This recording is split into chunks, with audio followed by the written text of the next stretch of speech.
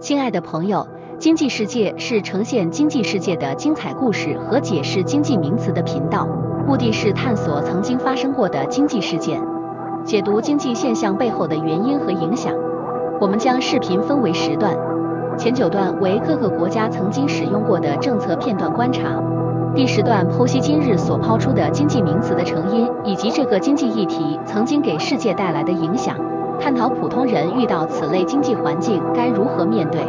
封面图的内容会在第10段展示，你可以在进度条上看到段落标签。感谢你们一直以来的支持和鼓励。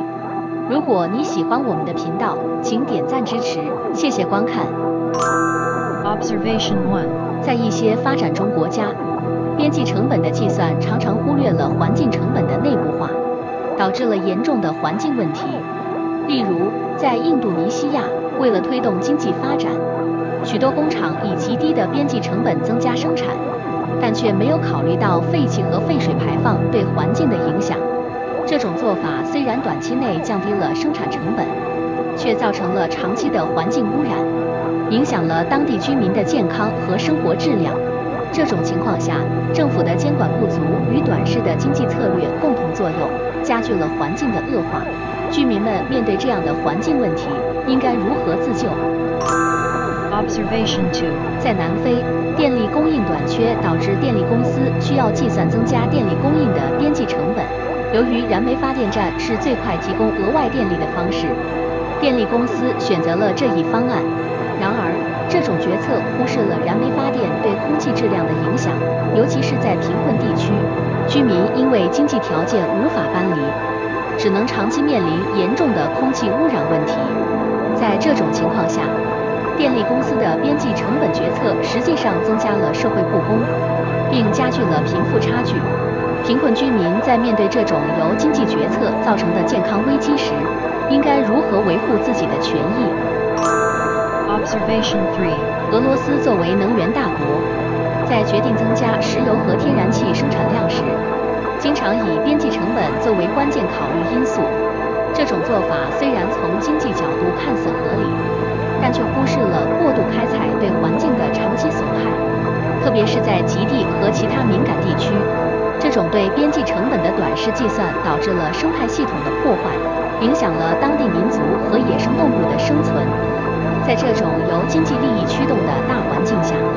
普通人应该如何保护自己生活的土地和环境？ Observation 4. 在委内瑞拉，政府长期以来通过补贴和控制政策来干预市场，尤其是在基础设施和能源部门，这导致了边际成本严重扭曲。因为政府补贴使得一些不具成本效益的项目得以实施，例如政府为了保持社会稳定，选择对电力进行补贴，使得电力公司没有足够的动力去投资新技术或维护现有设施，最终导致能源供应不稳定和电力短缺。在这种政府干预极深的经济环境中，普通人应如何利用有限资源，寻找生存和发展的机遇？ Observation 5. 古巴作为一个独裁国家，长期实行计划经济体制，政府对各种商品和服务的价格进行严格控制。这种控制导致市场对供需信号的反应迟钝。例如，政府为了控制食品价格，设定了农产品的最高零售价，这使得农民的边际成本高于市场价格，从而没有动力增加生产，导致食品短缺。在这种环境中，普通人如何找到创造收入的新途径，同时应对政府的价格控制呢？ Observation 6. 朝鲜是一个高度集权的国家，政府控制经济的各个方面，包括科技发展和产业政策。在这样的体制下，尽管国家强调自主技术的重要性，但边际成本的计算和资源的配置常常不符合市场规律。例如，政府为了推动某些重点项目，不惜投入巨额资源，即使这些项目的边际成本极高，效率低下。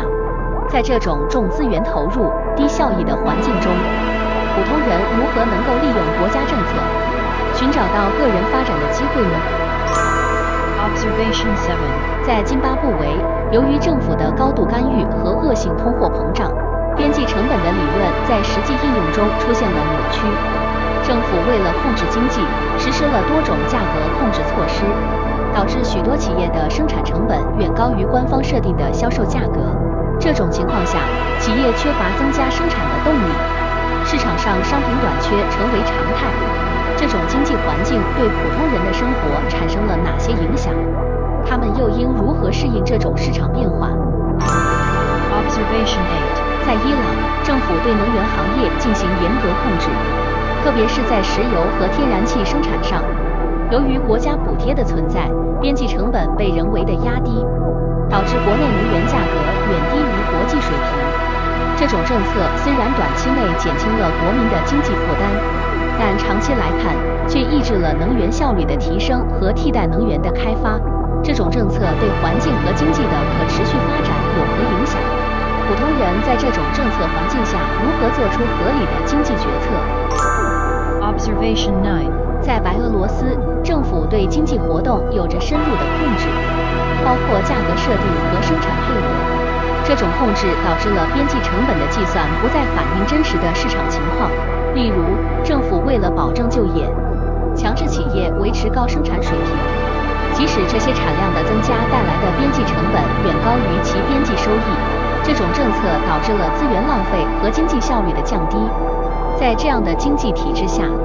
普通人应如何调整自己的生活和工作，以应对非效率的经济政策？